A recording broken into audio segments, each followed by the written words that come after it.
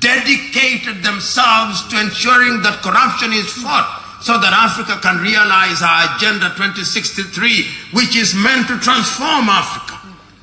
But the question is, we have had so many pronouncements for so long that we who are lovers of Africa and sometimes are guardedly optimistic are questioning, will it really happen? Because the world has had all these things. When it came to development, we had the Millennium Development Goals. There were only 8. We never realized them. There were only 8. Then, after we failed to realize them by the year 2015, we renamed them.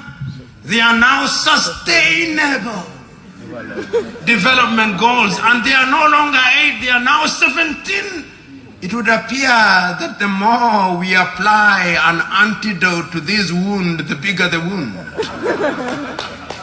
Which begs the question, have we diagnosed the problem properly? And if we have, are we applying the right medicine? This is the question. But yet we cannot afford the luxury of pessimism. We must be optimistic. The reason why we must be optimistic is that extant evidence demonstrates that when a people have made a determination to do that which is good and right for themselves, there are results to be seen. Why do I say so? I say so because in my own lifetime,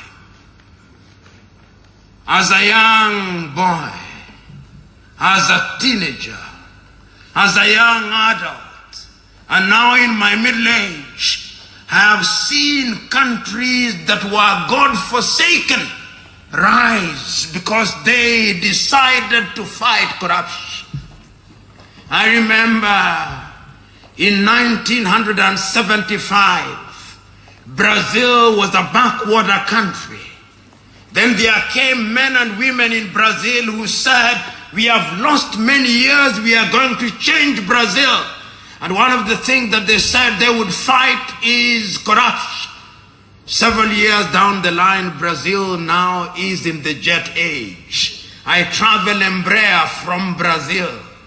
Meanwhile, in Africa, we are traveling like Abraham did in donkeys and horses. Not for pleasure, but as a means of transport. We must change that. And it can be changed. And what those countries have demonstrated is not that they have eliminated corruption completely, but there is no impunity. We saw recently when their leader, Dilma Rousseff, and the former president, Lula, were accused of corruption, they went to court and they were removed from office. Impunity must be removed in Africa. Because in Africa, unfortunately, if you want to be immune from prosecution, you join politics. Yeah. You know, as we were traveling to Banjul, and I listened to the ongoing commission, and I listened to the former vice president being questioned about our involvement in a foundation run by the former first lady, I said, Gambia, you are moving in the right direction.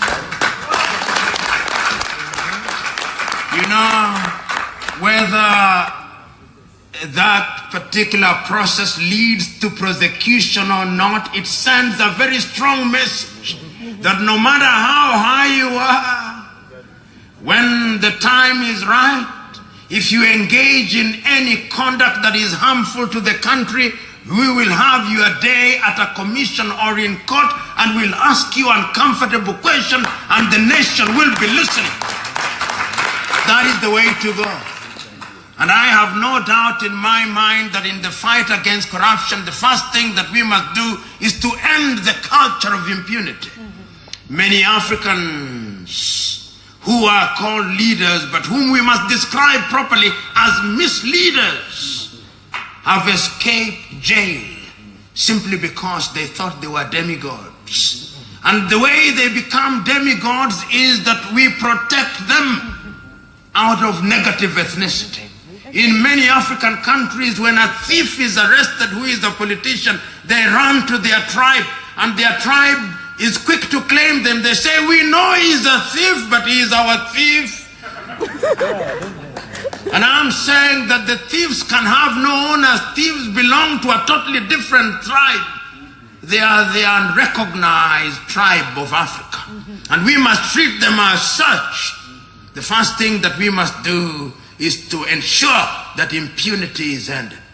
The second thing that we must do is that we must give men and women of integrity the opportunity to serve us. Integrity can be seen. Integrity is self-evident. In other words, what other countries have done consistently during my lifetime is that they have always strived to ensure that men and women of integrity are the ones who are given the opportunity to serve. And whenever they have betrayed that trust, they have been punished. I've seen that in Korea. Recently, their president, a lady, a gracious lady, found herself on the wrong side of the law. As I speak to you now, she has lost her freedom. Not so long ago, in Thailand, yet another prime minister, Shinawatra, and a few years later, his sister, Yingluck Shinawatra, were accused of engaging in theft. Now both of them are in exile, fugitives from the law. That is what must happen. And that is what makes countries great. Many of us have traveled to different parts of the world and we see good things. We see modern transportation. We see things being done in an orderly manner. I can assure you that in those countries, it is not that an army of angels who are released from heaven to come and undertake those things. No. We are the angels. We are the angels who are released into the world, but we are behaving like devils. And that is why we are not realizing our potential. I'm submitting to us that integrity is the mother's milk of human development. We must embrace it. I'm also submitting to us that women must be involved in this process. Just before the conference of the 28th to the 30th at the African Union, the women had a summit, a pre-conference summit on what they should do in the fight against corruption. And I said that women, because they are the preserve, the givers and protectors of life, we believe that they have an instinct which is different from men. The instinct to do that which is good and right. And that if that instinct dies, then the society is dead. I'm submitting to the women of the world. Those of you who are married and those of you who are unmarried, remember you are our mothers, you are our sisters and our wives. If we don't respect you as grandmothers or as mothers, we love you as sisters and wives. You are the ones who can make us do that which is good and right.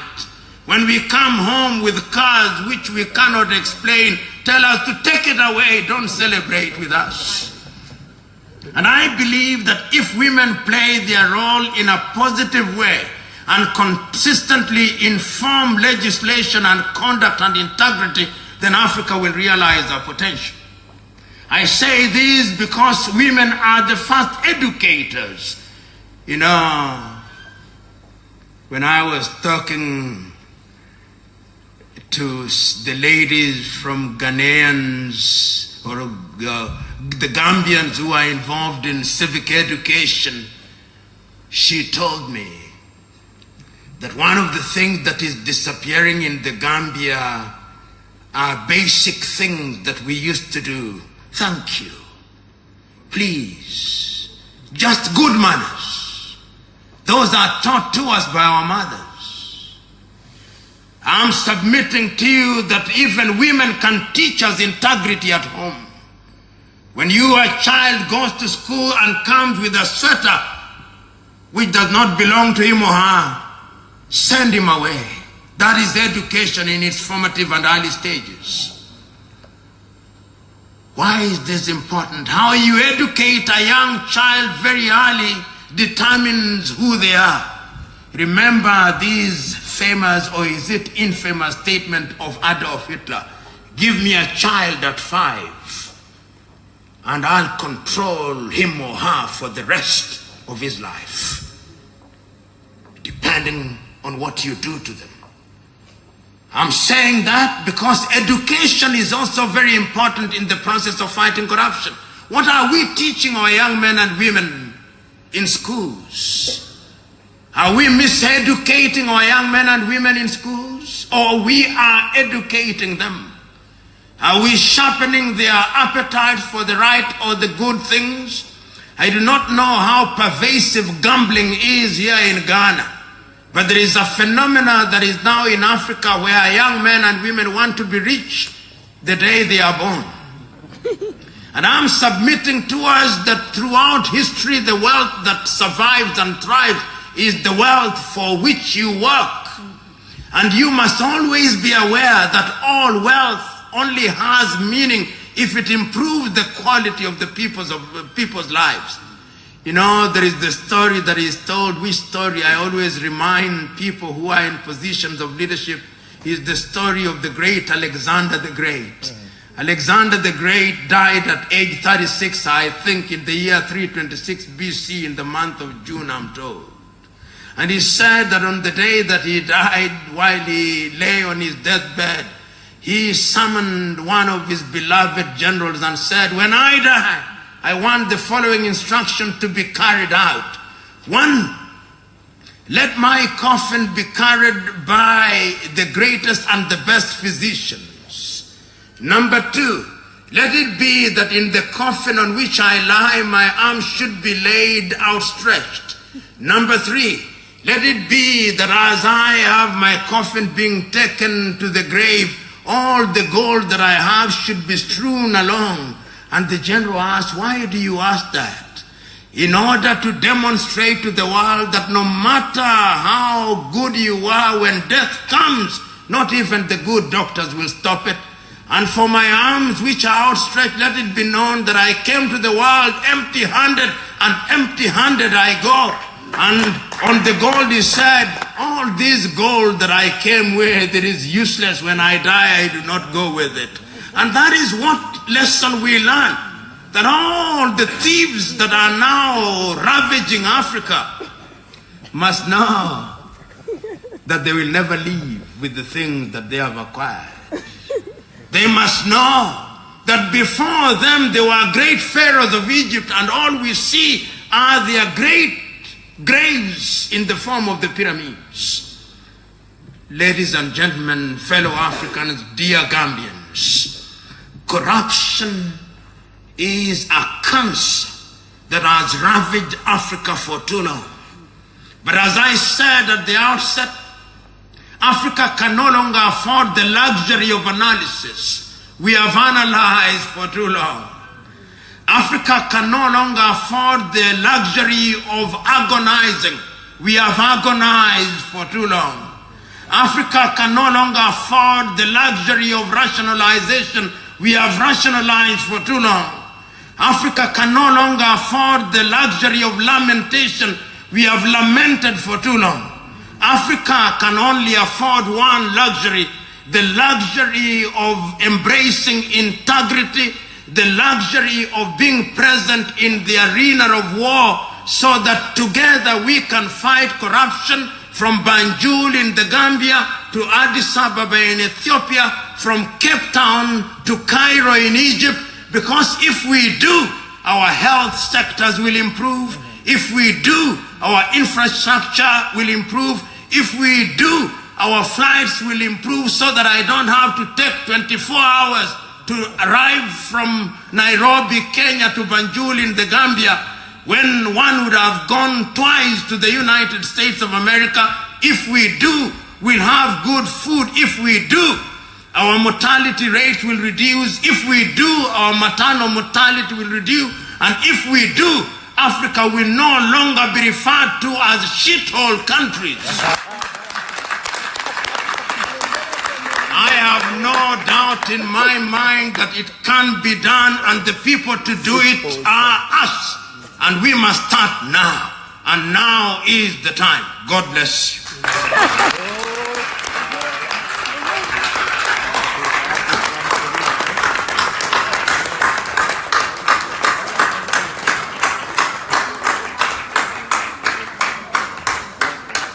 Ladies and gentlemen, another round of applause for Professor.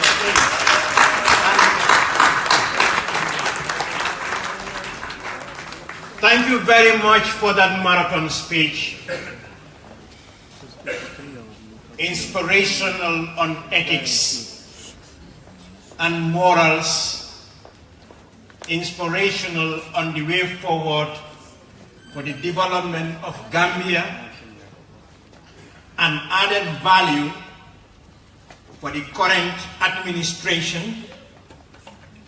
We are happy that some members of the National Assembly of the Republic of the Gambia are here today with us.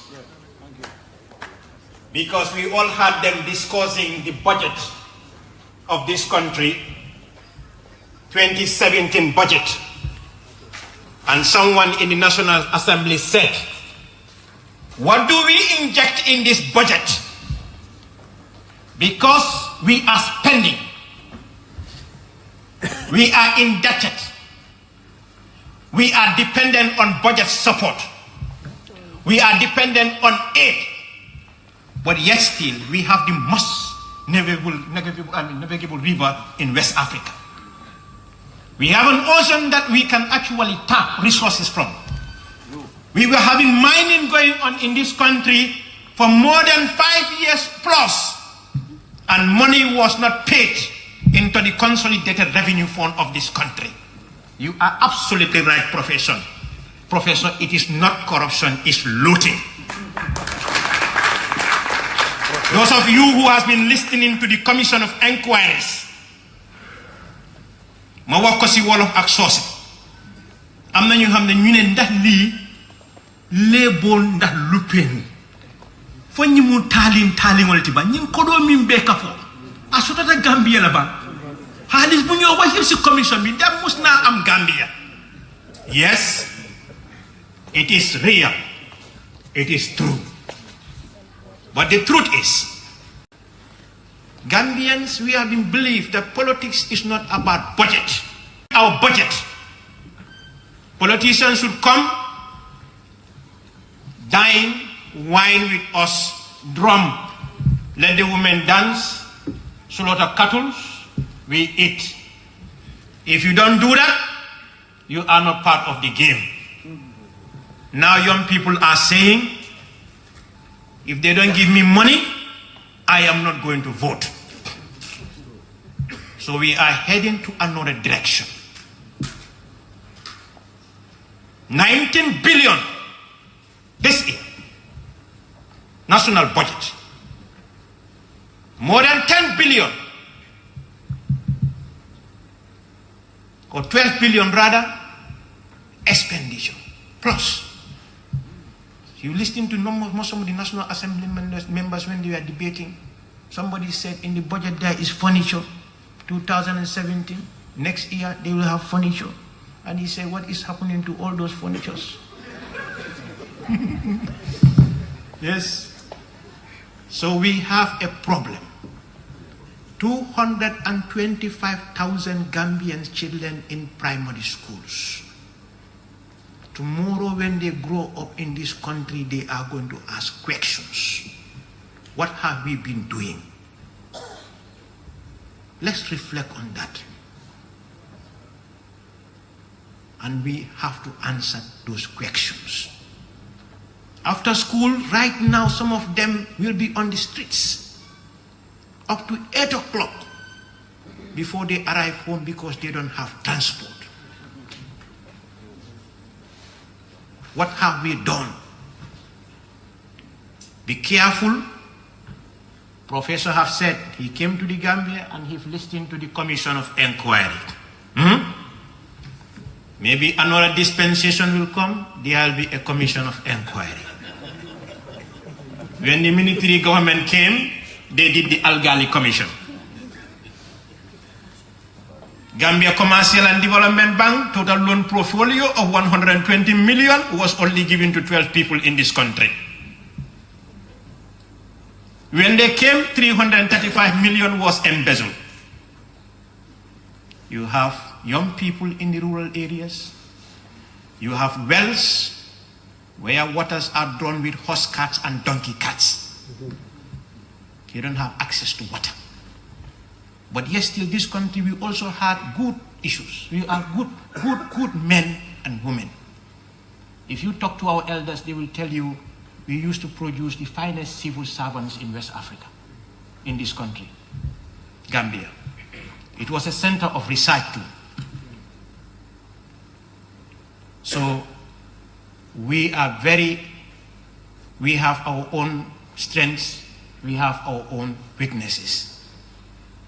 There were times when we had public corporations, bus stops.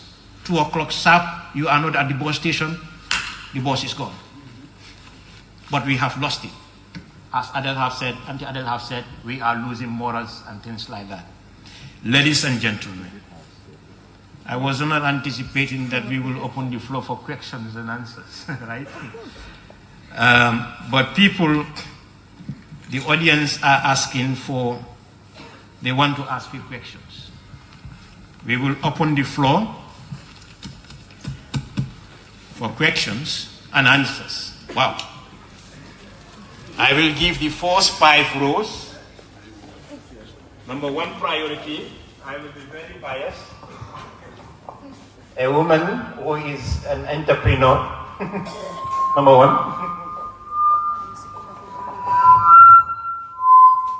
Assalamu alaikum. This is such an honor, and I want to thank the organizers of this event.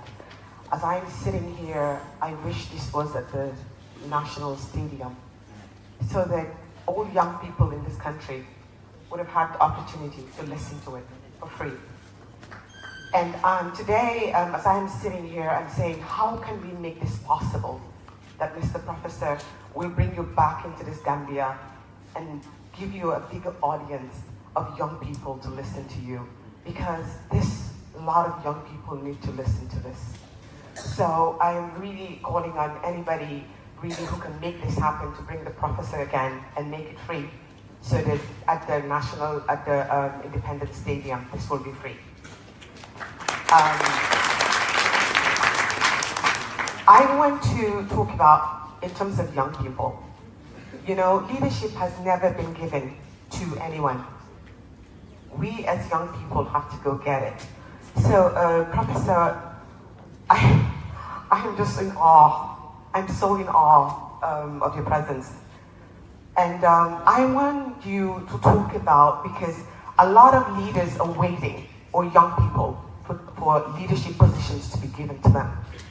I want you to, if it's 1 minute or so, just talk to young people in this country, for them to know that these leadership positions will not be given to them. Somehow they have to form alliances, come together, organize and regroup for this leadership to be given to them. So I want you to just elaborate on that and talk about that and inspire them a little bit to know that this leadership position will never be given to them. They have to go get it.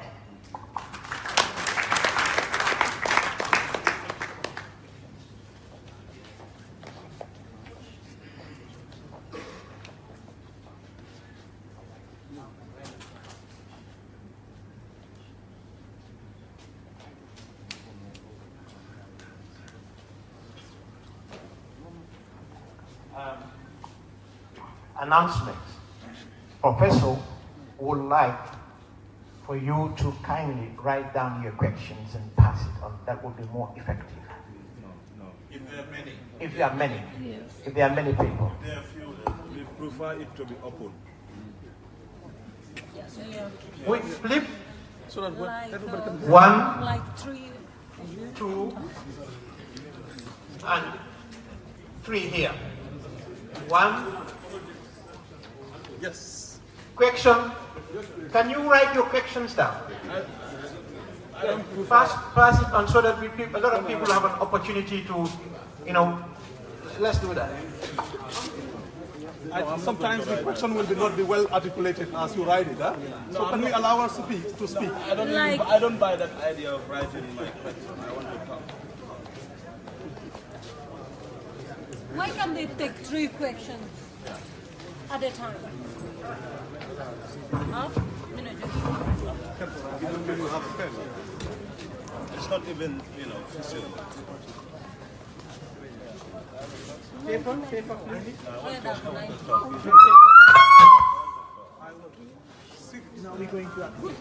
Why can't they 3 people at a time? Then he answer them before answer. Yeah, 3 people, then he answer, then another person will want to answer.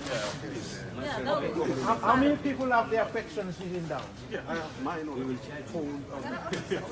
I want to speak.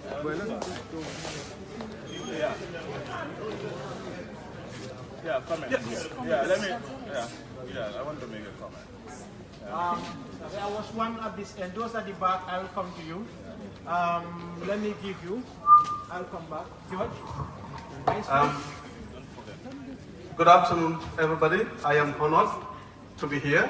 Professor, I follow your speeches religiously, and I have watched your video, listened to several of videos that you have made, presentation all over the world.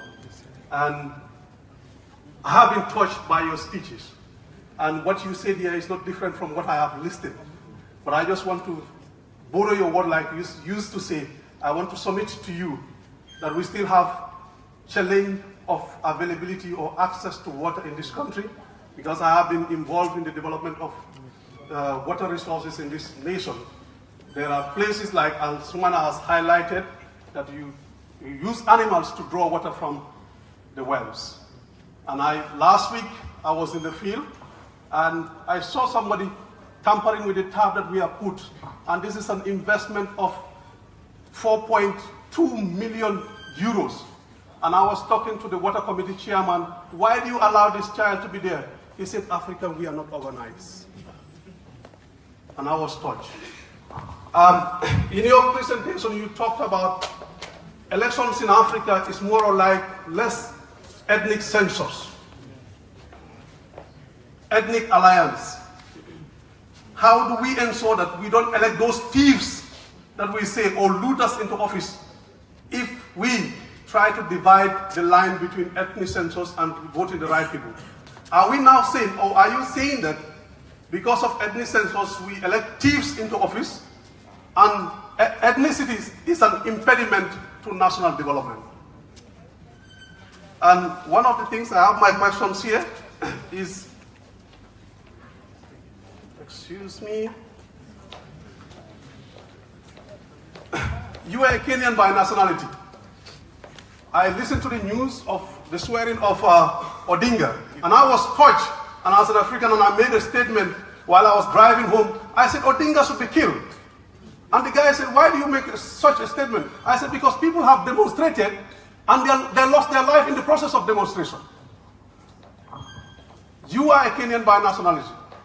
You have made several speeches in Kenya. Are they not listening to you?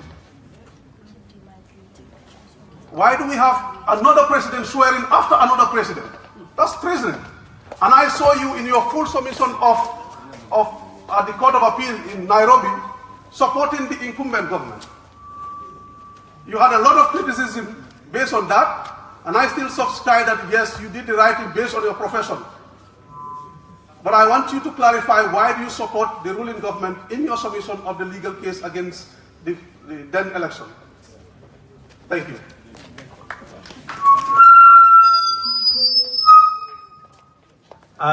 Please, I will kindly urge the audience to be very brief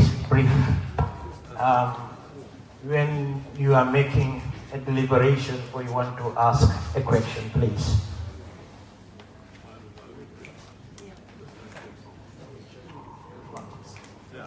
I will, okay, a senior citizen, a senior civil servant, a retired one.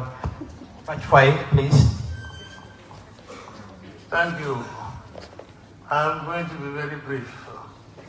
First, I must congratulate the organization which invited Professor, because I'm very much impressed with his ideas. Okay, now, Professor has spoken at length about corruption and thief or stealing. There is one aspect which I think is absent. That is changing the mentality of the African. Because the African mind has to be decolonized. Some of us have corrupt minds. And if that corrupt mind is not out of the equation, then corruption will not be understood, or it will always be justified. Because the rank and file does not understand the level of stealing and theft. It's a higher context for them. So, like the forefathers, they were politically conscious, so they were fighting for freedom. But freedom is not limited. It's not only in material terms. It is the mindset. It is the decolonization of the mind for centuries. We have been taught that we are below standard, the African. They have looted us over the years. They took, give you brief examples, is they've taken resources from Africa and developed Australia, New Zealand, and the continents we were not aware of before Africa was, they call it discovered, but it's really not discovered, but I'm not going to debate on that. Africa was looted to develop Europe, to develop America, to develop Australia and New Zealand. There has been books written on it, but I'm not going to dilate on that. But this is all because we have a corrupt mindset, and because we don't know our history, we were deprived of our history. Our history was rewritten from, originally written by the Arabs and interpreted afterwards in European languages and distorted. And because of that distortion, you still have Africans whose mentality need to be decolonized, because otherwise they will never understand the depth and concepts of corruption. Thank you. Let me answer those, and I think you must ask this question after I'm finished. First of all, I always take the view nowadays that what I'm saying is not new. In fact, if you are the invited speaker, you possibly would have said the same thing. But I have the privilege and the honor of being invited.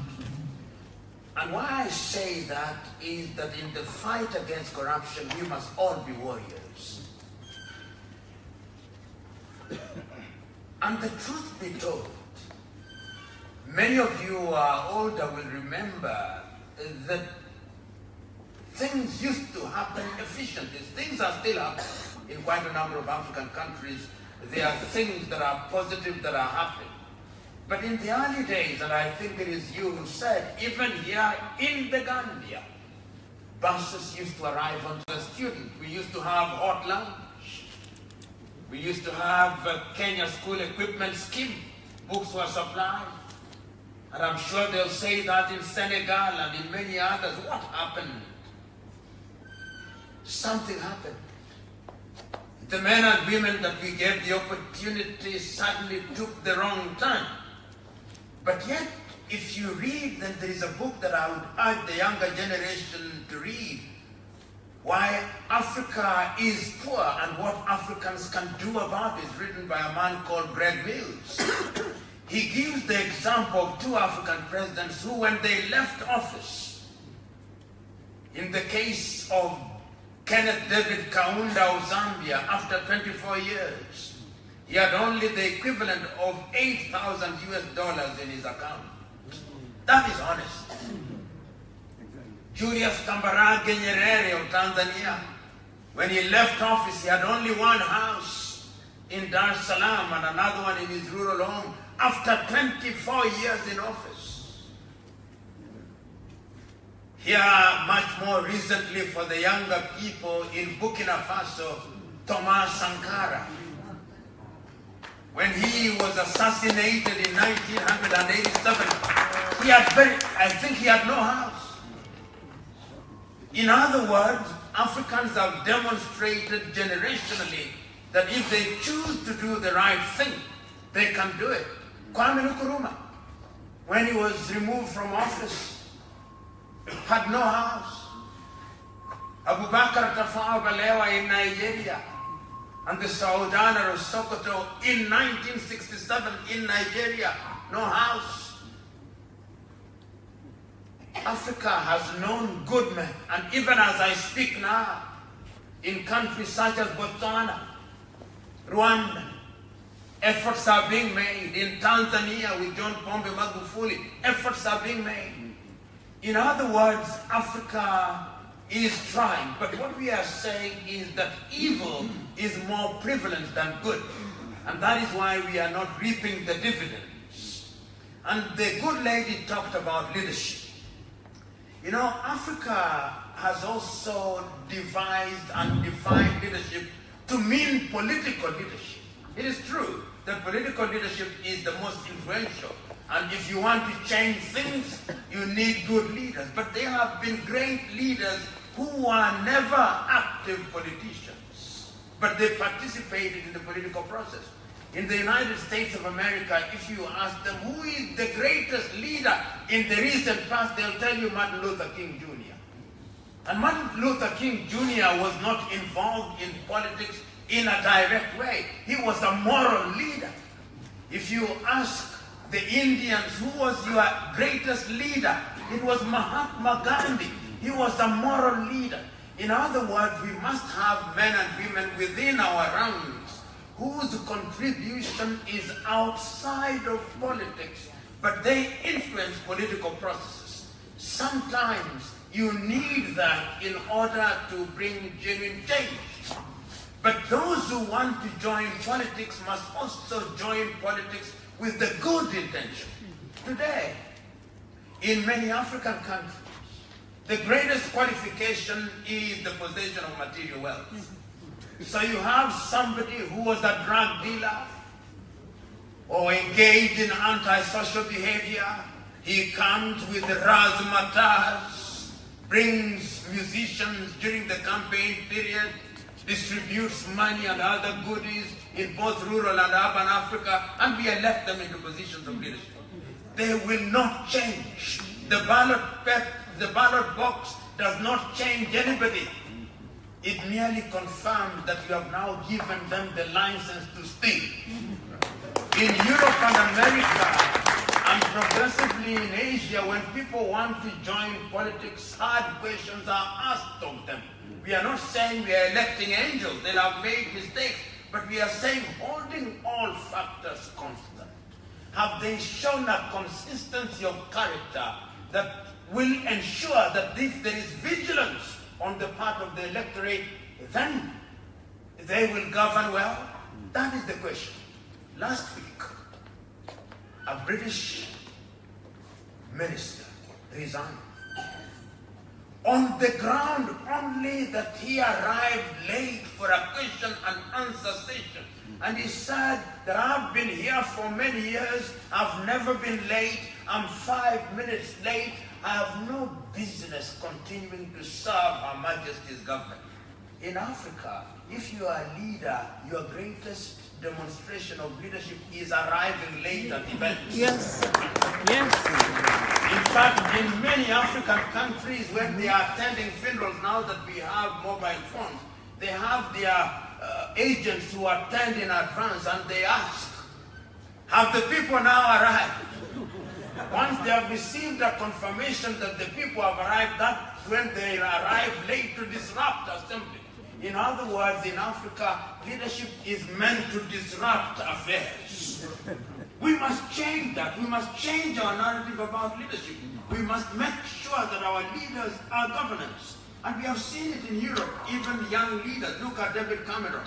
Takes the United Kingdom to a referendum, and he fails, the referendum fails, and he says, I cannot in good conscience continue to preside as the Prime Minister, the referendum having failed. If he was African, he would have said, why do I resign?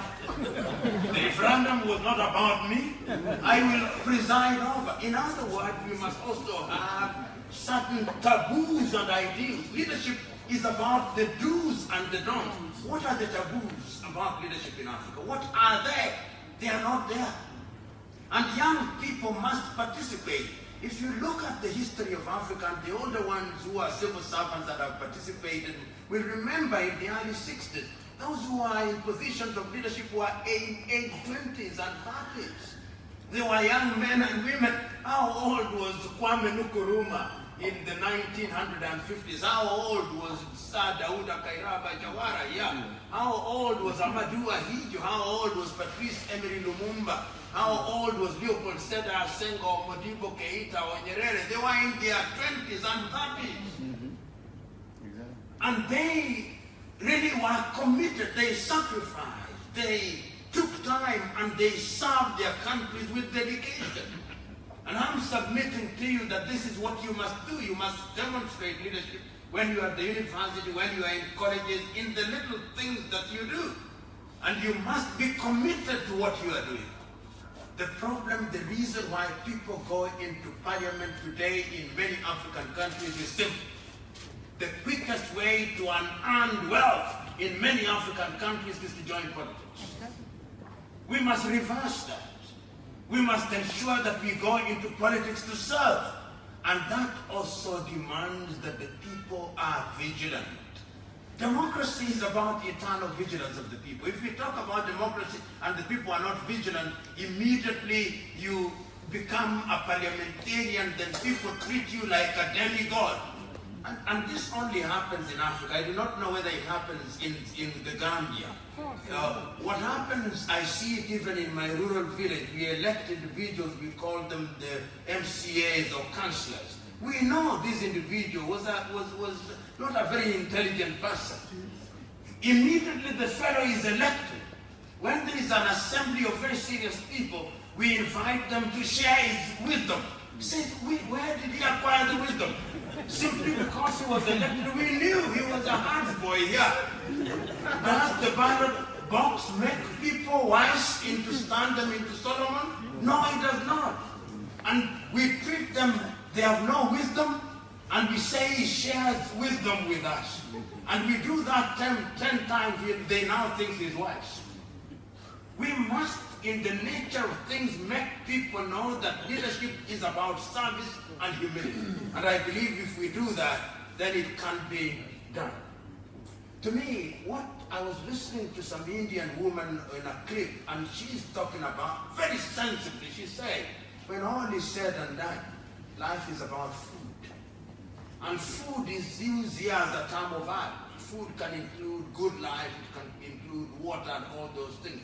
I mean, when we grew up in rural Africa, you did not need a bottle such as this. Today, people in the middle class, unless they are seaside, if you invite them to your home, they will never take water from the tap. What happened?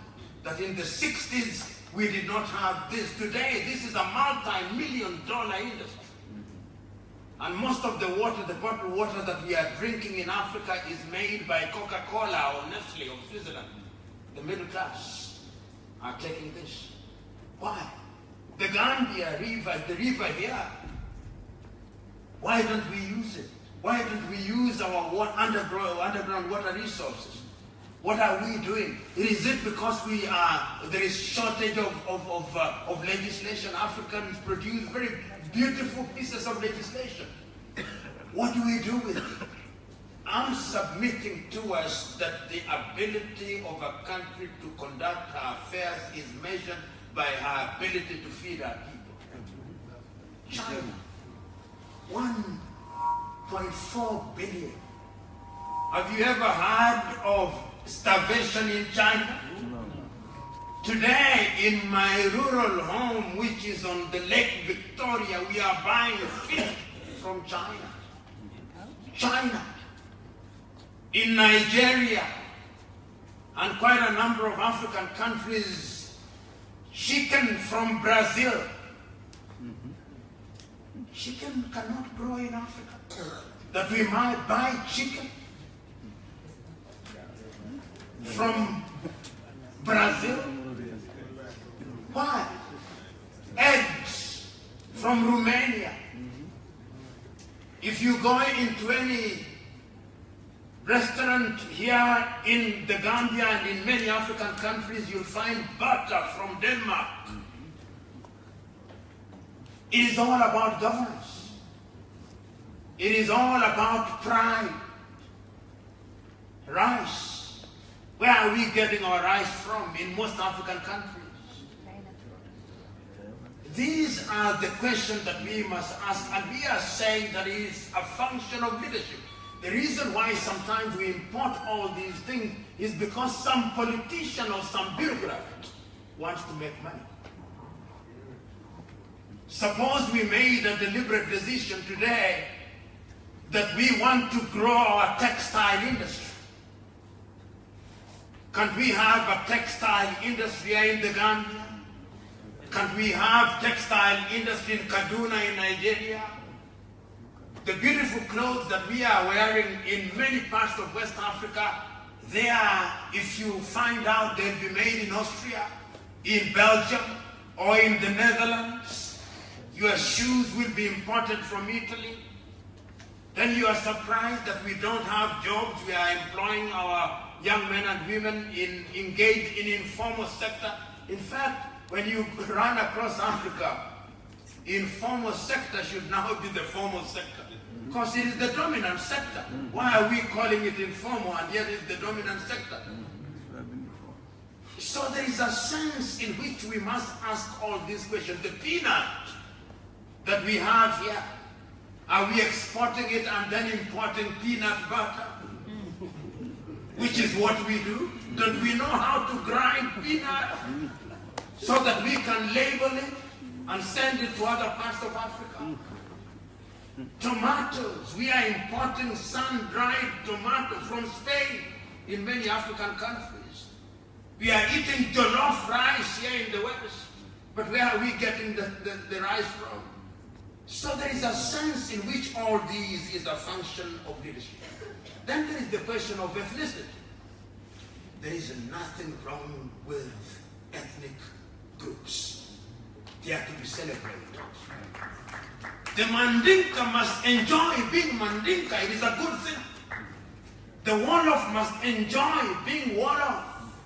The Fulani must enjoy being Fulani. What we condemn is the use of ethnic camaraderie as the basis of discrimination and decision making. That is what ethnicity is all about. Because diversity is strength. One of the greatest strengths of the United States of America was that it was a welcoming land. And that is why when you see their motto, it says, a pluribus unum, from many one. And that is why they are strong, whether it is in sport, whether it is in the arts, whether it is in the sciences, because diversity, they came together. It is the great Buddha who said that when you are many, behave like milk and water. They combine together, do not behave like oil and water, which repel. And I'm submitting to us that ethnicity is only bad if it is the basis of decision making. You know, I'm here in the Gambia. I do not know which ethnic groups you come from, and I do not care. What I know is that I'm amongst fellow Africans, I'm amongst human beings, and that is what is important. If it turns out that one is Wolof, so be it. So be it. Exactly. Celebrate. I'll talk about my Luo people and celebrate their Luo-ness as you celebrate your Wolofness. And lo and behold, the black and the white keys of the piano do not quarrel. You simply press them appropriately and beautiful music comes out. Then I've never heard the complaint that one is white and one is black. No. If the Wolof are tall and effective in one thing, and the Fulani are effective in another, let's combine that for the benefit of the Gambia. And that is a function of leadership. Has it been done before in Africa? Tanzania has 136 ethnic groups. You talk to Tanzanians, you never hear about ethnicity. Here in the Gambia, I'm told you are no more than 10. And even the dominant ones, the major ones, are no more than 4. And even if they are major, you are only 1.8 million. What major are you talking about? Thank you. Thank you. As the Yoruba, they are 40 million. As the Igbo, they are 38 million. As the Hausa Fulani, they are 40 million. As the Oromia, they are 40 million. You are so small that what you should be doing is to be what you should be. And I have no doubt in my mind that if this country is run well, in the next 20 years, there is no reason why it should not be a free port and be like Singapore. All it requires are good leaders and good followers. Good leaders and good followers. The windmill and the wind combined. Remember, the windmill follows the direction dictated by the wind. That is important. The first thing that I was asked is about Kenya. I've already made my statement on this. One of the things that Africa must understand, and this is something, for the first time during an interview, I used the word stupid. I looked for a word to use and I couldn't find. And I said, it must be stupid. When you are a lawyer, you have no cost. A lawyer has only a client's cost. That is what I urge. And before I take out any case, and we have now been vindicated, I was among the team that represented the Independent Electoral Commission, not the president. I represented the chairman of the IEBC. And my argument is that the elections were conducted in a proper manner.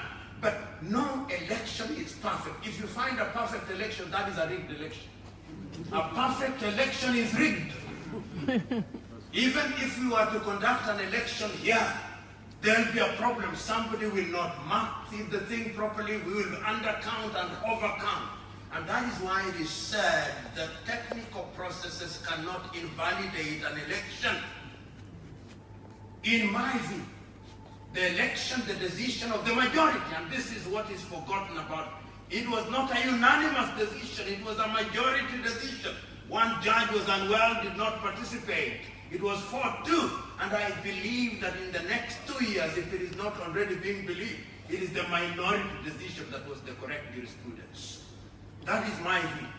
And I believe, therefore, that having accepted that, and an election, a repeat election having been ordered, it is the great American president, I think John Adams, that they said that the safety of any nation lies in a government of laws, not a government of men.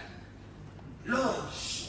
No matter, because that is what is safe. You may not like what is being said, but for the sake of good order, look at the driving on the road. Every time that we go driving on the road, and I think you drive on the right, the reason why you go there and come back is going to drive properly. Nobody promises you that they are going to drive properly, but there are laws that say that in order for people to drive and get home, you must drive on the right and you must stop if there are road signs. That is order, that is culture. And sometimes we think that we Africans did not have this. African societies were very orderly. Remember, we did not even have prisons. And yet our societies were regulated and self-regulated. And I'm submitting to us that our leaders, African countries, have created a situation where there are individuals who believe that unless they win the elections have been rigged. In fact, I know of no African countries where leaders accept that they have lost the election. Recently in Angola, the leader was defeated so badly, he says, I've been rigged. Every African who loses an election, I'm not saying that there is no rigging, but very few Africans actually come out and say, I've now lost the election. Your own former president, and I was glad. I was so happy when he came out and said, I lost the election. I said something very beautiful about it. Then a few days, some revelation. And he says, I didn't lose the thing. Let's go back. You imagine, I imagine to myself had he stuck. In fact, he could even have said the elections were rigged, but for the sake of the Gambia, which is larger than I accept those rigged results. It would be very different.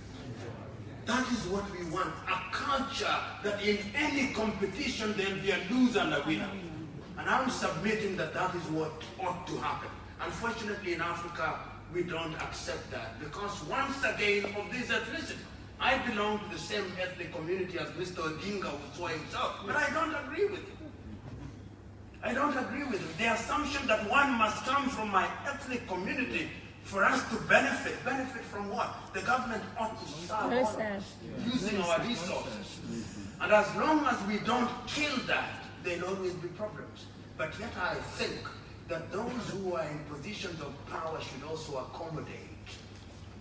It is important that there must always, democracy is about constant negotiation and discussion about power. And if any people for any reason think that they are excluded, even when they are wrong, it is dangerous. Even when they are wrong, it is dangerous. Because, you know, I do not know the younger ones, when you are invited to a dance in my community and you are excluded, you simply say that the dance will not go on. So what you do is to take a stone and target the source of the music and destroy it. So that if you can't be allowed to dance, then nobody will dance. So my own view is, if there is such an individual who wants to destroy the dance, we must bring him near and we watch him so that he will not destroy our dance. And we want him inside, not outside. And I think that is what we should encourage.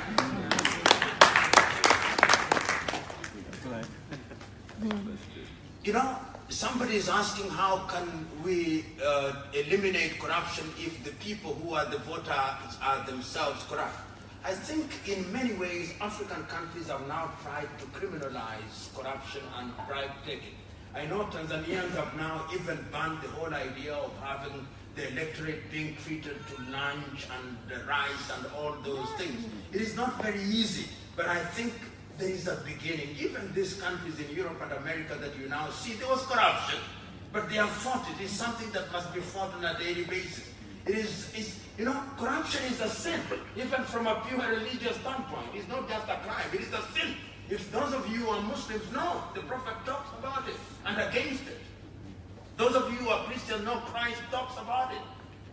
How many of you here, if you look at the Quran and the Hadith and the lifestyle of the Prophet, and you ask yourself how many times you commit crimes and engage in sin? Why do you pray 5 times a day?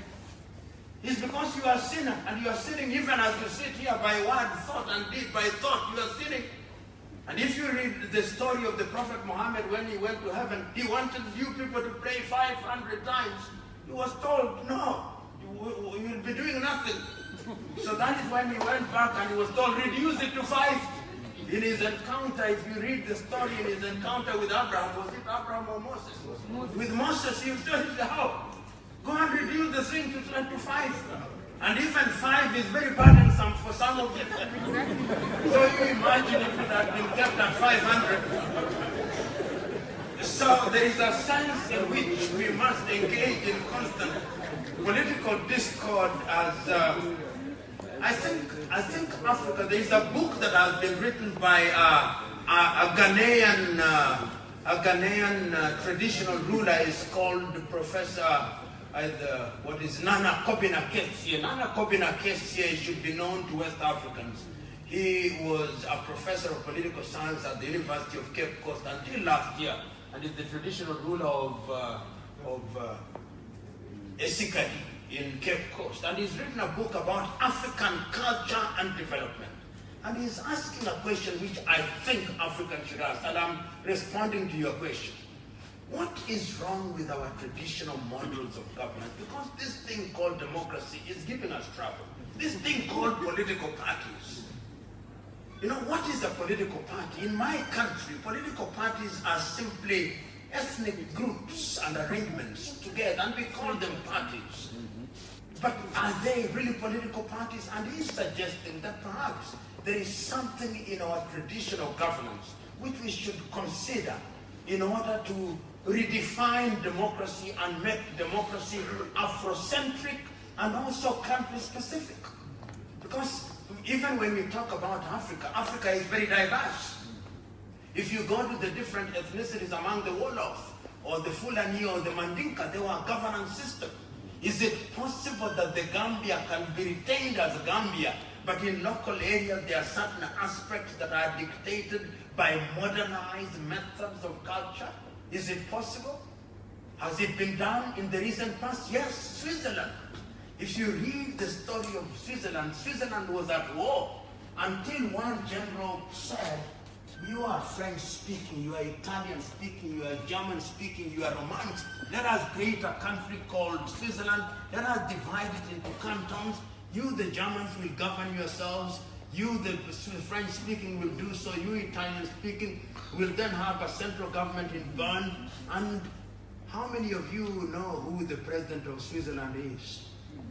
You never hear, because it is a committee of the presidency and they rotate every 1 year.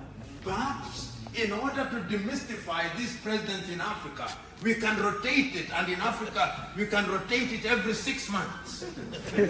So we have the institution of the presidency, but the presiding chairman changes every 6 months. Perhaps, I'm not saying that that is the way to do it, perhaps that would de-emphasize ethnicity. In other words, there is a debate that deserves to be undertaken in Africa so that we don't destabilize. I say this, look at what is happening in Central African Republic as I speak now. Is about ethnicity and governance and leadership. What is happening in South Sudan now is exactly the same thing. If you go to Guinea-Bissau, it is exactly the same thing. If you go to the Cameroons, it's the same thing. If you go to the Democratic Republic of Congo, it's the same thing. You go to Zimbabwe, it's the same thing. You go to Mozambique, it's the same thing. So Africa is at war with herself because we have made ourselves to believe, by the leaders have made us to believe, that until the day that one of your own is the president. I'm sure that when President Adam Barrow was constituting his government, the Wolof are looking very keenly. Forget about the composition of the women. The women have their own. But even when he selects a woman, and the woman is the Wolof, the Mandinga say, but that is a Wolof woman.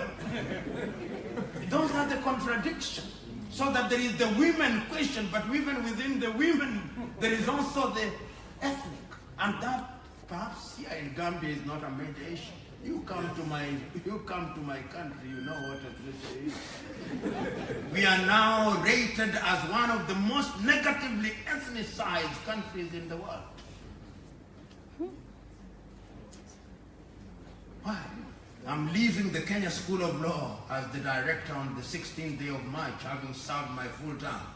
Somebody has gone to court to sue the Honorable the Attorney General that the board of the Kenya School of Law is ethnically improperly balanced. And he has given the mathematics, 63% this tribe, 23% this tribe, 20% that tribe, and that board ought to be dismembered on that ground. These are the lower levels to which we have sunk. As a young country who has graduated,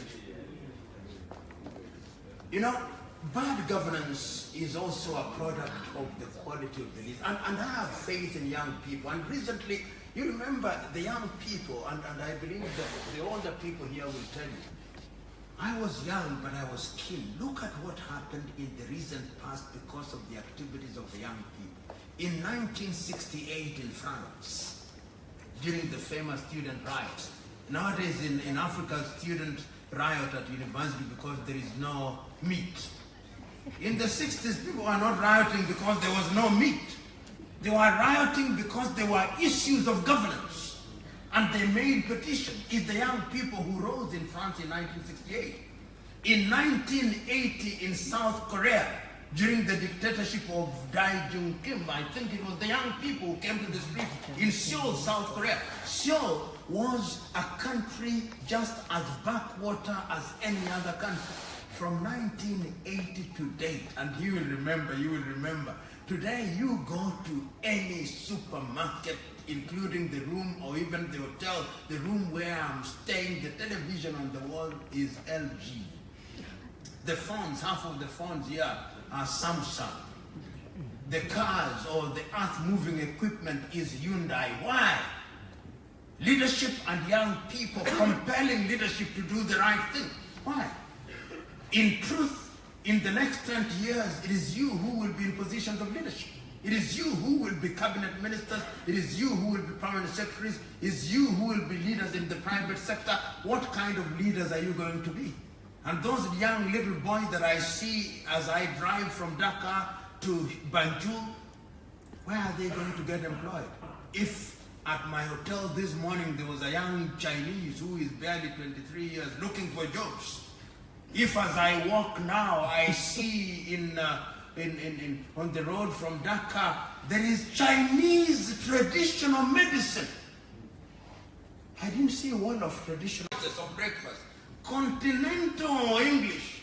I asked as a joke, where is the Gambian breakfast? This one. These are little things, but they are critical. Because Gambia, it is possible for our hotels such as BB to simply say, we have a Gambian breakfast. And what you do is that I don't know what you do to the eggs, you just do something and you say that is Gambian style. Then you have some peanut and you say that is Gambian. Then that is what you market for the tourists. The tourist from England does not come here to have English breakfast, for God's sake. Exactly. Give them Gambian breakfast. And that is what we are saying, that the world as we grow now for young people is about inventors and innovators. Inventors and innovators. That is what is going to change the world. The next question, has Africa been branded as the fastest growing continent? You know, when your house has been burned down to the ground, you must be fastest growing because the thing is not there.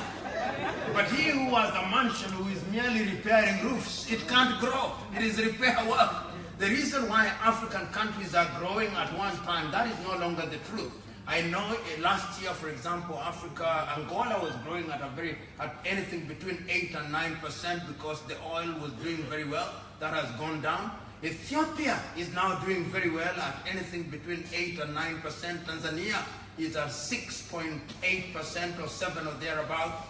But these growths are merely statistical. Those of you who have been seasoned civil servants and in private sector and public sector know that real growth is not just statistical GDP, per capita income. When you say per capita income and you're saying $500 to the Gambians, I mean, it is assuming that all that money is distributed to the Gambian, but it's only a very small percentage. In other words, real economic growth is about households, is about money in the pockets of people in the lower and upper middle class. These are the engine drivers. And I'm submitting to us that what we must do cleverly is to change things. And that is why, and there are 3 countries that I now cite which are capable of changing very dramatically. Botswana, Namibia, Gambia. Why? Location. You are here on the Atlantic, small population, close to Europe, with good tourist activities, potential. You can grow this economy in a manner that it becomes like Dubai and Singapore. Is it achievable? Yes, it is achievable. How are you interacting with China? What is China doing that is going to make you attractive and you to derive from the benefits that they have made? I'm still talking about young people. In other words, it's the young population that is going to be the driver. In China itself, in Tiananmen Square in 1980, it's the young people who came up. So I have no doubt in my mind that if Africa and Gambia is going to change, it is going to do so on the shoulders of young men and women. What is our duty? We who are now moving down is to be crusaders, is to mentor young men and women. What is mentorship? Mentorship is undertaken by men and women who over the years have gathered experience and have made sufficient mistakes so that they are able to point out to future generations, Those are the landmines. I made the mistakes, don't make the same or similar mistakes. That is what mentorship is all about. A mentor is not an angel who is blameless. If you find anybody who is blameless and he belongs to the human race, don't be mentored by such an individual. That is a dangerous individual with no experience. The individual who will mentor you properly is one who will tell you, I did that before, and I made mistake B, and I corrected. Now you don't make the same mistake. That is the perfect mentor. And there is no shortage of them. As they rightly said, in the early days of this country was famous for producing good men and women in this region. This is why the Gambia was famous. This is why you are to find Gambians in multinational organizations at the African Development Bank, in the UN. Fatou Bensouda, who is at the ISIS, those are Gambians, and there are many Gambians in the diaspora. Many Gambians in the United Kingdom. And you behaved decently until recently. That is why you didn't need visa to the United Kingdom. Gambians did not need visas to the United Kingdom because you are running away to go where? Your country was good. Then you started running away. You go on a visitor's visa and you don't come back. But Gambians are decent people and Africans are decent people. The only problem is that leaders messed up Africa and people had to survive. So the exodus to other parts of the world was actually for reasons of survival. But they are now, the diaspora across Africa are now saying, we want to change Africa. Because in the diaspora, we have some of the best doctors, some of the best lawyers, men and women who are sending money back home. In Kenya now, I think that foreign remission from the diaspora could be fourth in terms of the income. And I think that is true of Ghana, Nigeria, even Senegal, even Gambia. They are a huge community making monumental contribution. And I think it can be done. Young people, what do you do in the fight against corruption? Just be good. Just be good. I think that is the secret. Have you ever bribed? I've never bribed anybody in my life. I can say that, and I hold the Bible, even at the pain of being struck by lightning. Because I've never seen the reason to bribe. And let me tell you that the problem is when you live in a country where everybody is a thief, even when you are not, there's we know, this bride just doesn't want to say, she doesn't want to say. But even if you have, you can make a solemn vow today that you are not going to engage in it. Make that solemn vow.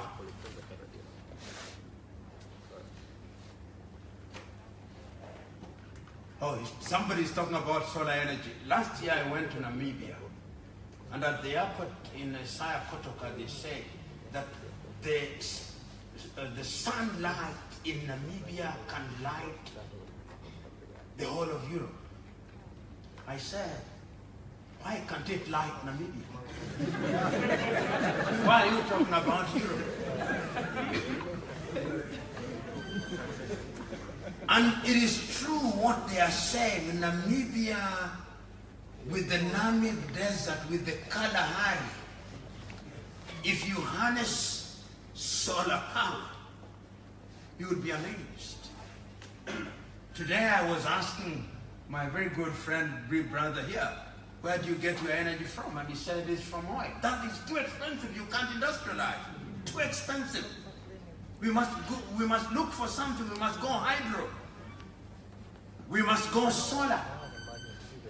And I'm happy he said that there is now a joint effort of Mali, is it Mali, Guinea, and other countries to ensure that that is harnessed. The Grand Inga Dam in the Democratic Republic of Congo is estimated can produce about 300,000 megawatts. Then you are beginning to talk industrialization. When you have 1,000 megawatts, don't even mention industrialization. That is what they use at the Schiphol airport to run the airport. So you can only talk industrialization when you have energy. And I think that one of the things that the government must do, for those of you who are in parliament, is to begin to move in that direction. This sun that we have here must be used to good effect. Parliament is at the very heart. That is the question. What role can Parliament do beyond making laws? Laws are good, but laws must be obeyed. The problem in Africa is that we make laws that we do not intend to obey. A friend of mine once said, and I agree with him, that Africa is the graveyard of beautiful laws which are honored only in breach. And the first people to disobey those laws are parliamentarians in many African countries. They make laws, but they don't want to be bound by the laws. I'm submitting that it is those, why is it that people in positions of leadership must provide leadership? They are the most visible. They are the ones who are on television on a daily basis. So we see them very often, and if they conduct themselves badly, then we want to conduct ourselves badly. Do you know, if there is a parliamentarian here or leaders, many young men and women want to be parliamentarian because they think it will give them a license to misbehave. Because they see their parliamentarians misbehaving, then they think, in order to misbehave without consequence, I want to be a parliamentarian. In order to sit at dinner table, because when you are parliamentarian, when there is a wedding, you are invited to sit at the best tables. When there is a buffet serving, the announcement will be made, all the guests will go to the buffet, but the people in the reserved table will be served. People want those things. So parliamentarians must lead by example. And not only parliamentarians, anybody in positions of leadership. If you are a school headmaster, the teacher, the pupils are looking at you. If you are captain industry, I've had the occasion of serving 3 major institutions in Kenya in the last 15 years, and I've known one thing. When I go to work, at 6, I'll be at my desk. I don't have to tell anybody to be there at 6. By 6:30, people start arriving. By 7, everybody is there. The reporting time is 8. When you lead by example, people follow. You don't have to tell them. But if you don't lead by example, you can say all you want to say, but they know, but does he ever come? So leadership by example is the most important thing. What do you have about the culture of bureaucracy? You know, people think that bureaucracy is a bad thing. The lifeblood of institutions is bureaucracies. The only thing that we quarrel about is when the bureaucratic red tape stands in the way of efficiency. Do you know that many countries can even run without a parliament because of the bureaucrats? The men and women who on a daily basis are at their desks, doing what they have done for the last 10 years, pushing paper and making decisions, those fellows are the people who run government. What we want is that the bureaucracies ought to be efficient, so that service delivery is effective. If you say that you will apply for a passport and you get the passport within 30 days, you don't have to go until the 30th day and you get your passport. That is what we want. In many parts of the world, now progressively in Europe and America, and even some African countries today, as you sit here, you can incorporate a company in Rwanda. That is how the Rwandese have done it. You can incorporate a company in Rwanda from Banjul, the Gambia, by going into the internet. You can do so, I think, in Botswana. That is the ease of doing business. I think in Kenya, you can also do so. And there are many African countries that are beginning to embrace that. That is what we want. So that the bureaucrat has now used the technology for purposes of efficiency. I was quite impressed when we went to the Dhaka International Airport when we arrived. The ease with which I moved through the airport, and now questions that are asked are valid and legitimate. And even at the border here, when we crossed into the Gambia, the ease with which there was movement, those are the kind of things that you want to see. Free movement of goods and people, and then there is efficiency. And then it was explained to me when I saw some lorries which are from Mali, that they are called 5x5. That is efficiency.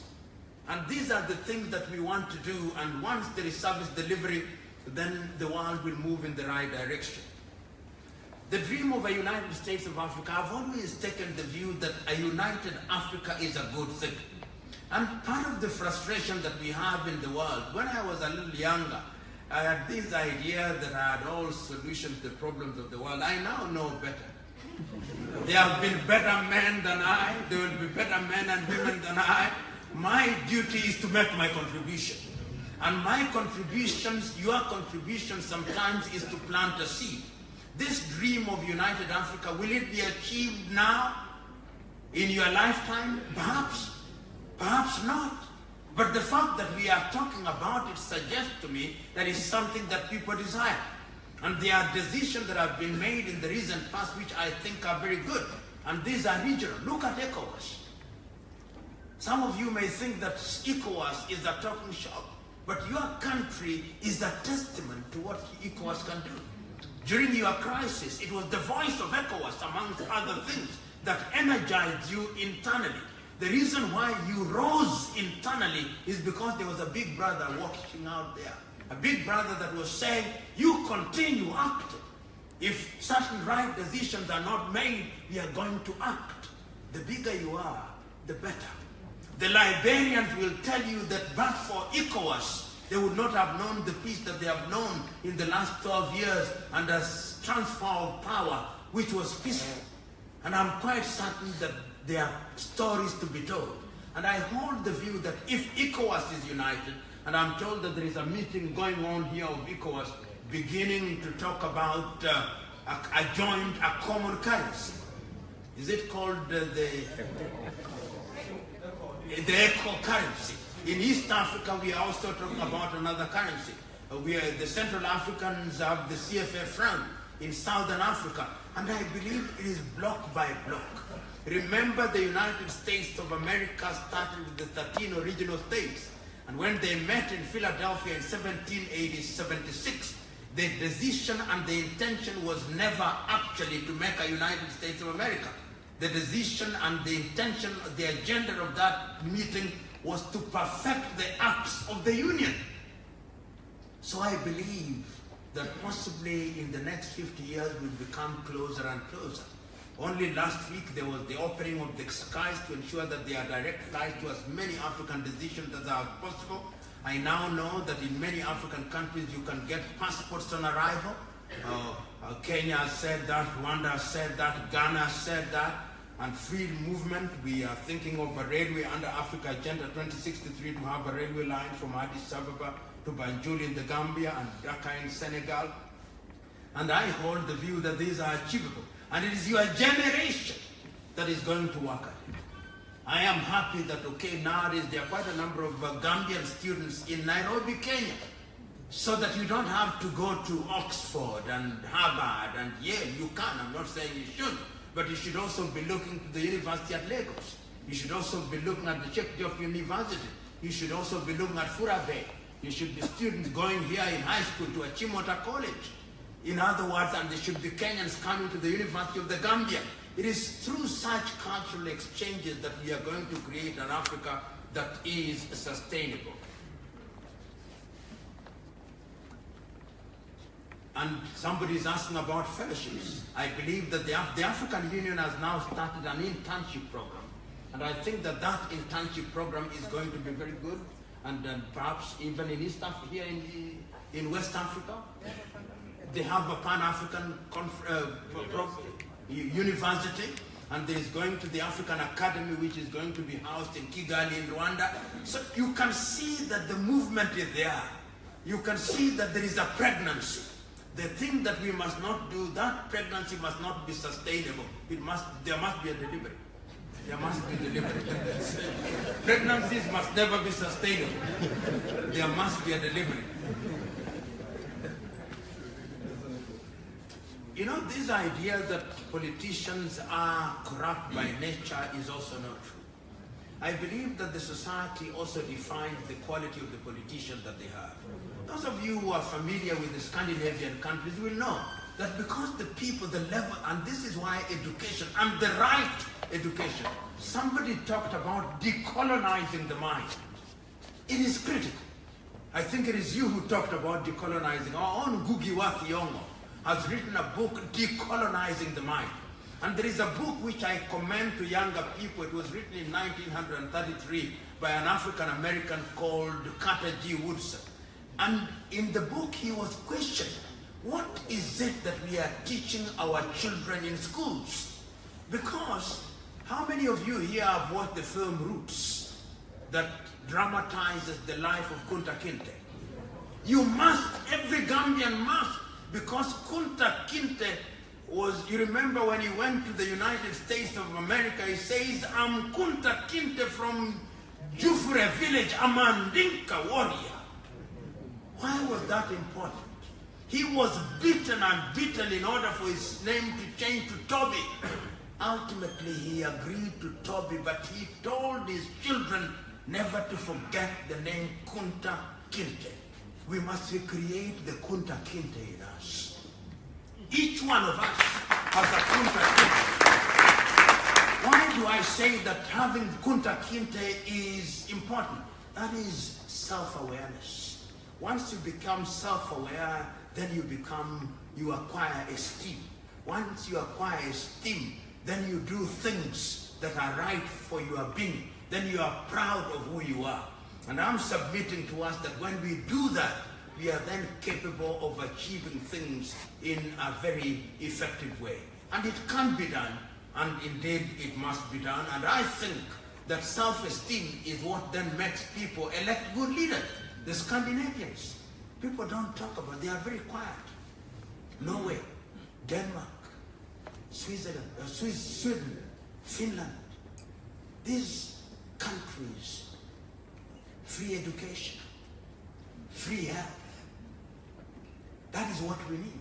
Suppose you could have that in the Gambia, would you have any problem? Free education, free quality education, free health, so that the lady you are talking about does not get told to go after one day. 1 hour. You can imagine, you know, for those of you who know childbirth, I've never been involved in one. Most men have not been. The closest they ever get to those who are civilized is to watch from a distance. But those of you who are involved, even through reading, know that it's a rigorous exercise. Now you're being told to leave after 1 hour. Why? It's because we don't have the facilities. If you have the facilities, you can be told, stay there as long as you can, so that you recuperate in an environment where there are healthcare providers. That can only come through governance, good governance. As the politicians promise their people and when they're not in power, because we don't make demands. If you've given a politician, if a politician has given you 200 of your currency, dollars, as sometimes you call your own currency, dollars. If you've given $200 and you vote on that basis, when I get elected, I don't want to see you. Because I've given so many of you that I've finished with you. So when you see politicians behaving the way they are behaving, they are tired. If you talk to any typical African politician, when the thing they dread the most is to go to their constituency. Because first of all, you've got to have money to go to your constituency. Because there are individuals who will come immediately you arrive in your home.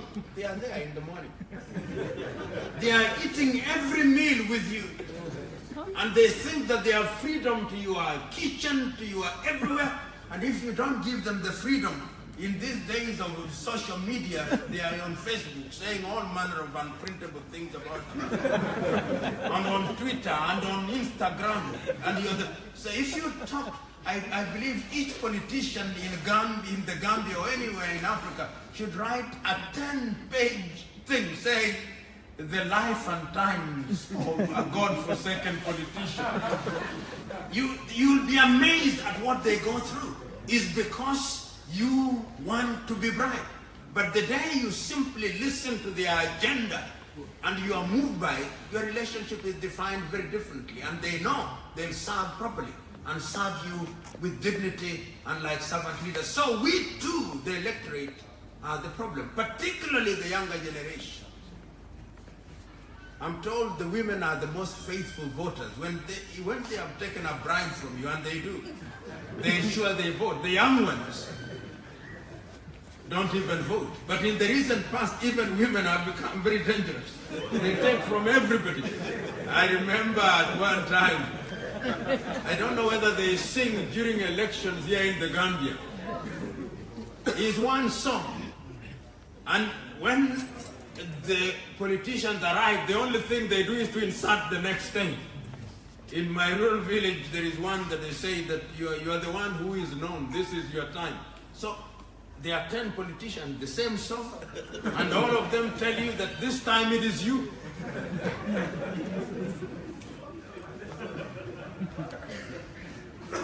I think most of the questions are now basically about corruption and what politicians can do. And the last one is, do you think having a convention against public servants receiving medical treatment and other services, you know, that is the most, there should be a requirement that no public servant should ever take their children to a private school. In any, how can you be the Minister for Education and your children do not go to the same education? Then you come and tell us, then you are telling us that our education system is the best in West Africa. How? Meanwhile, your child is in the United Kingdom. If it is the best, why can't your child be there? People in private sector can afford that luxury as a means of protest. But those who are in public service in the United States of America and other things you've seen during this confirmation, they ask you, and your child went to private schools? And you want to be the Secretary for Education? You have no faith in the sector. How can you lead a sector in which you have no faith? In Africa, when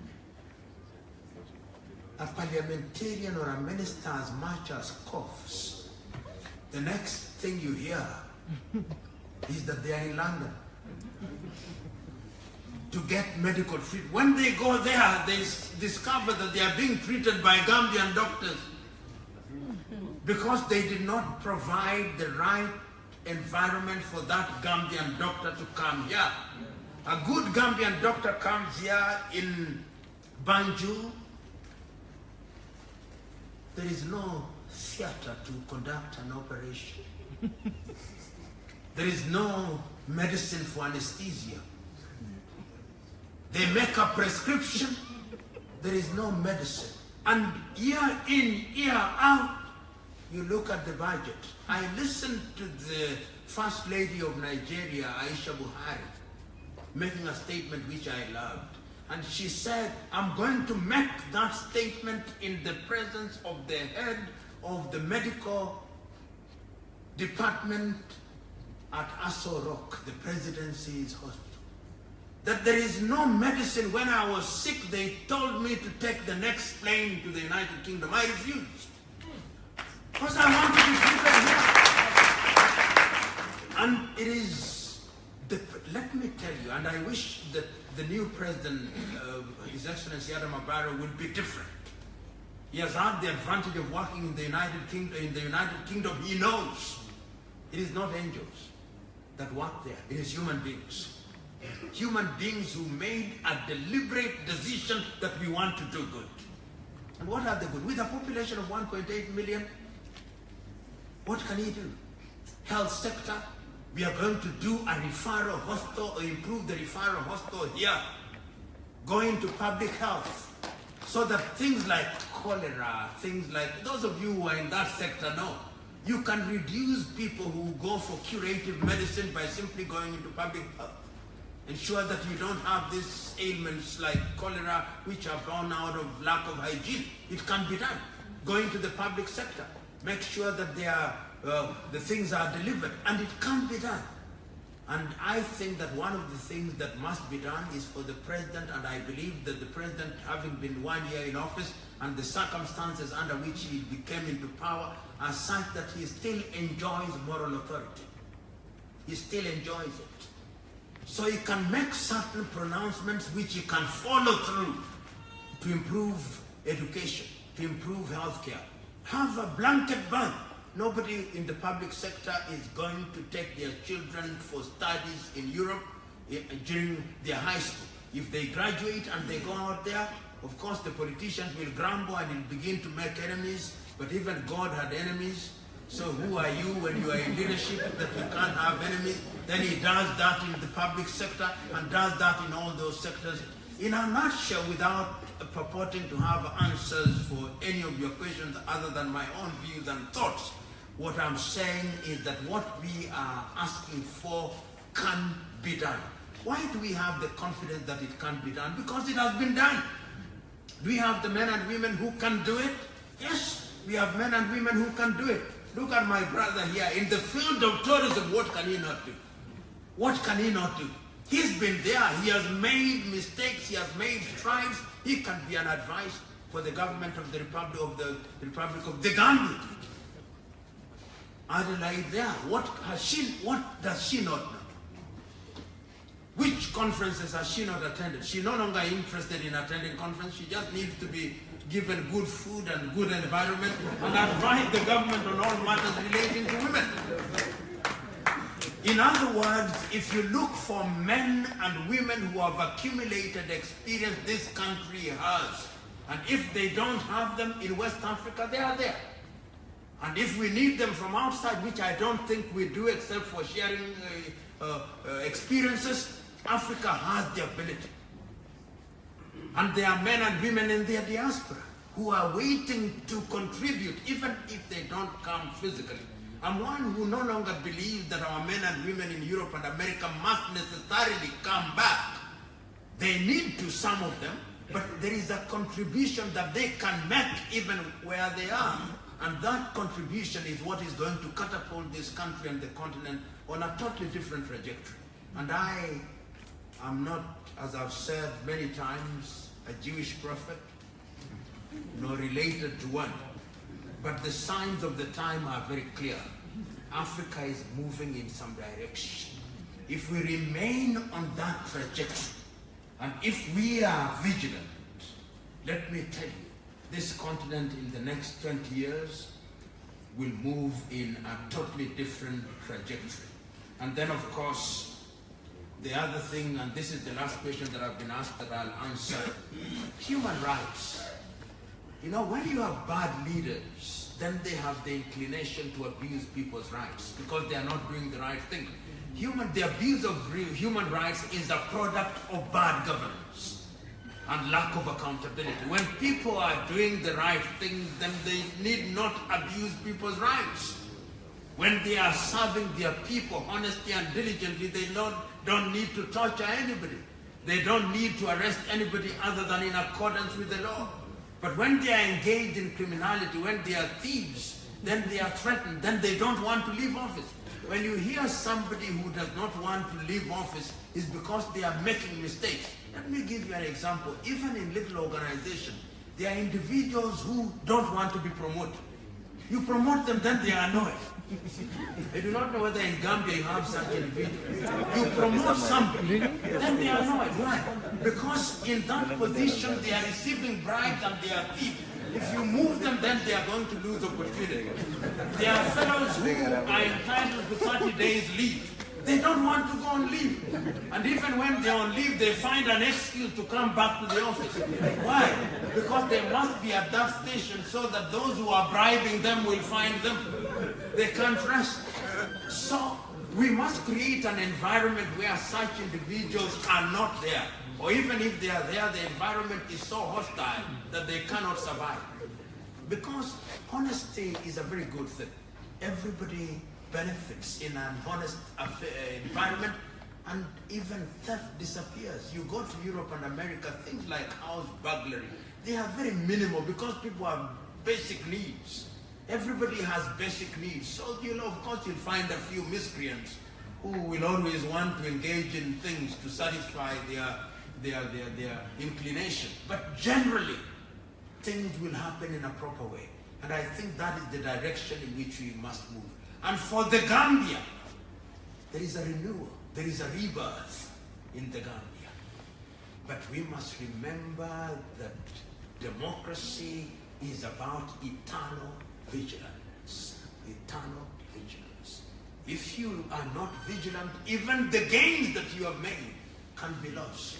So the leaders must always be kept In check, the leaders must always be made to be aware that they are servants. The leaders must always be reminded that you are here for a reason and for a mission, and that mission is to midwife a process that will improve the quality of our lives and create opportunities for young men and women and for the entire society. And if you do that consistently enough, then if those leaders have conscience, they'll do the right thing. It must be done, and it will be done.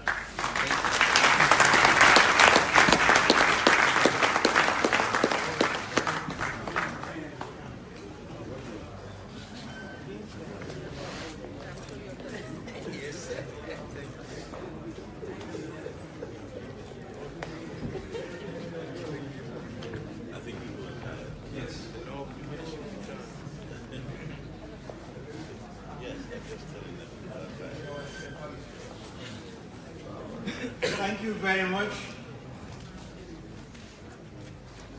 We have come to the end of the deliberations. Our apologies to some of you who did not have the opportunity to contribute or to make a statement. Of course, somebody said here, how can we work together to have Professor in the Gambia again? I will call it a massive lecture, probably at the Independence Stadium. And we work towards it. I think if we work together, bring people together who have the experience, the competence, we will be able to have you back in the Gambia again. And not only seeing the urban area, but be able to actually probably even make another program in URR, CRR, so you will be able to see the length and the breadth of this country. Thank you very much for your deliberations, for your wisdom and advice. And young people, we've taken note of your issues, and our anti-adult, women in development, we have taken note of your deliberations, and we thank you very much. Now I have the pleasure to invite Sir Omar Saho, the Secretary General of Citizenship Engagement, to come and give a vote of thanks to key people